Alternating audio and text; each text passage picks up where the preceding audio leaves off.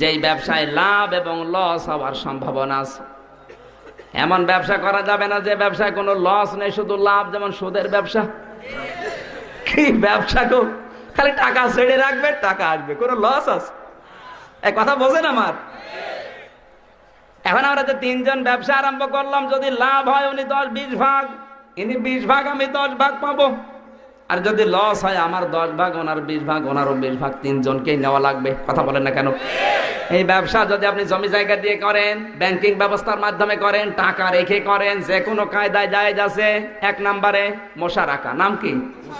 আরো জোরে বলে। 2 নম্বরে নাম হচ্ছে মুদারাবা। মুদারাবা কি? আমার টাকা আছে, আরে ভাইয়ের শ্রম আছে, ওনার টাকা নেই, আল্লাহ ওনাকে টাকা দেয়নি, কিন্তু ওনার শরীরে শক্তি আছে, ওনার মেধা আছে, ওনার যোগ্যতা আছে, উনি ব্যবসা বোঝে কিন্তু টাকা নেই। আর আমার টাকা আছে কিন্তু আমি এগুলো বুঝি না, আমি